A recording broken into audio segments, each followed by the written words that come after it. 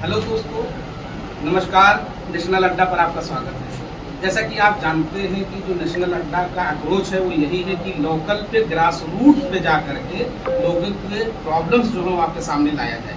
इसी सिलसिले में एक तो बॉर्डर एरिया में बलगहिया पड़ता है, डिस्ट्रिक्ट सिद्धार्थनगर। वहाँ leader of opposition UP assembly माननीय माता प्रसाद पांडे जी हैं। उन्होंने अपनी बातें पब्लिक डोमेन में सारी बातें की हैं। उसके बाद आपने जो मीडिया को वक्त दिया है उसके लिए आपका बहुत बहुत स्वागत है सर। जब आप स्पीच दे रहे थे तो वहाँ आपने इशूज़ पर जो बात की उसमें आपको क्या लगता है इस टाइम में बॉर्डर एरिया का सबसे बड़ा प्रॉब्लम है? देखिए, बॉर्डर एरिया का सबसे बड़ा प्रॉब्लम जो इस समय है वो भारत सरकार ने यहाँ गृह मंत्रालय में यह मान लिया गया है कि बॉर्डर एरिया के माध्यम से विदेशी आतंकवादी हिंदुस्तान में आ सकते हैं, जबकि ऐसा कुछ है नहीं। इसी के चलते यहाँ के मदरसों पर 8 किलोमीटर के अंदर मदरसों पर प्रतिबंध लगाया जा रहा है।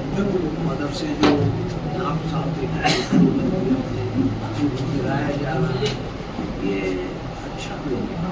और ये मदरसे विकास के अड्डे हैं, शिक्षा के अड्डे हैं, या आतंक के अड्डे नहीं। आज तक एक भी आतंकवादी कोई इन मदरसों से नहीं पकड़ा गया। इनके ऊपर जिसके कारण भारत सरकार यहाँ अगर कोई पकड़ा गया कोई विदेशी आतंकवादी किसी भी मदरसे पर अपने खाली सिद्धार्थनगर के बॉर्डर जिलों में पकड़ा गया होगा तब भी कोई बात नहीं। ये तो केवल उत्तर प्रदेश सरकार की पुलिस वाले केवल अपना बजट लेने के लिए, बजट बढ़ाने के लिए भारत सरकार से इस बात की क्या करना है। अगर ये योग्य है तो एक भी बाहरी आतंकवादी, विदेशी आतंकवादी कहीं तस्कर को पकड़ लिया, कहीं कुछ पकड़ लिया जो पुलिस के मिली भगत से तस्करी करते हैं तो पूरी को ये आतंकवादी मान ले। आपसे मैं ये जानना चाहता हूँ जैसे हम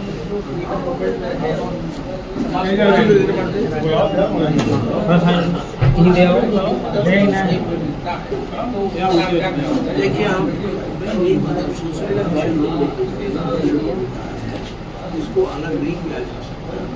तो अगर ये मदरसे आतंकवाद में है तो 8 किलोमीटर के अंदर प्राइमरी स्कूल भी नहीं चलना है। तो अगर अड्डे बनना होगा तो भी अड्डे बन जाएंगे।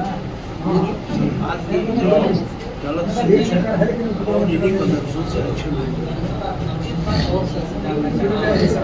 का लेंगे पिपरा एक गाँव पड़ता है, सिंहारी एक गाँव पड़ता है, यहाँ मदरसे को सील किया गया।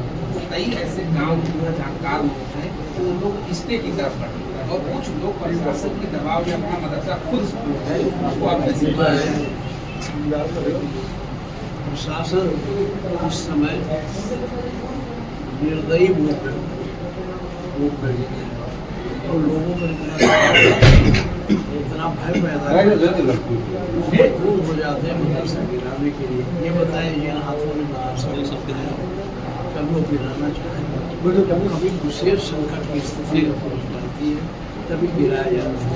गिराने का कोई प्रश्न नहीं है, आप सील कर दीजिए, काफी सील कर दीजिए, नहीं पड़ेगी, लेकिन गिराने का क्यों?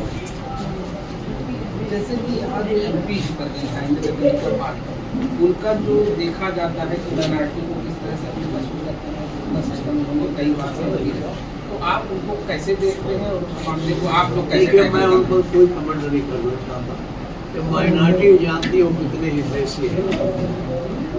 आपसे एक और सवाल है सर कि हम लोग बॉर्डर एरिया से, पंजाब की बॉर्डर एरिया, गुजरात की बॉर्डर एरिया से, अगर हम इस तरह से देखेंगे कि बॉर्डर एरिया में इनसिक्योरिटी के प्रॉब्लम्स हैं तो जो बॉर्डर एरिया में जन्म लिए उनकी क्या करेंगे? कोई नहीं है, यहाँ कुछ है नहीं। सरकार एक तरफ से राजनीतिक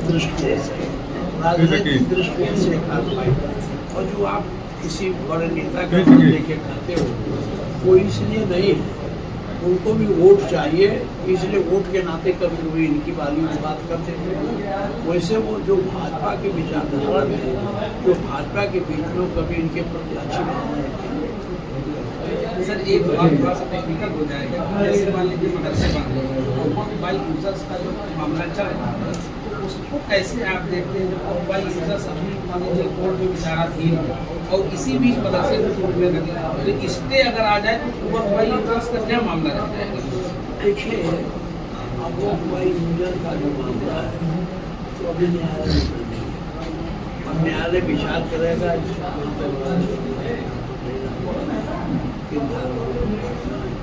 वो तो न्यायालय तय करेगा, लेकिन मैं जानता हूँ कि सरकार को इस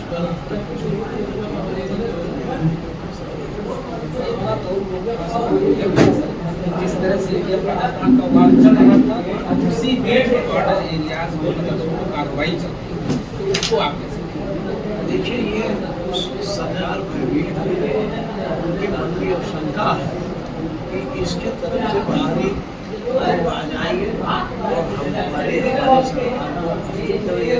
ये भ्रम की स्थिति में रहते हैं, जबकि ऐसा है।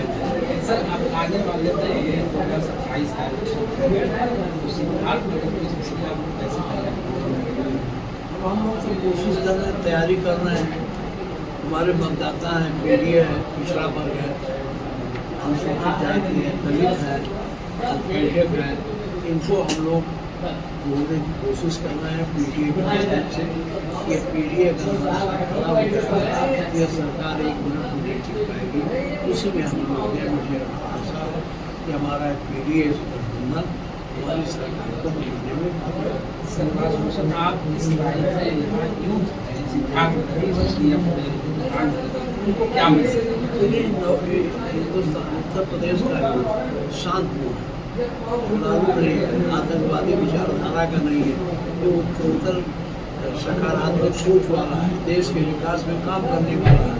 सिद्धार्थनगर का यूथ दुनिया हिंदुस्तान के कोने कोने में जाकर वहाँ विकास का काम करता है, चाहे वो हैदराबाद हो, चाहे आंध्रा हो, चाहे महाराष्ट्र हो, चाहे चेन्नई हो, चाहे पंजाब हो, सब जगह यहाँ का जा करके वहाँ विकास के काम में लगा है और उनसे सिद्धार्थ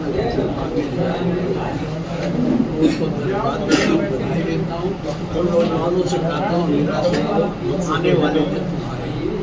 दोस्तों ये थे हमारे साथ माता प्रसाद पांडे जी जो leader of opposition in assembly में। आपका हमेशा से जब से आपने पॉलिटिक्स ज्वाइन की है हमेशा समाजवाद के रहे हैं और आप हमेशा से आप ऐसे ही नेशनल अड्डा को देखते रहे। अगर आप भी चैनल को सब्सक्राइब नहीं किया है तो चैनल को सब्सक्राइब करें। Thank you.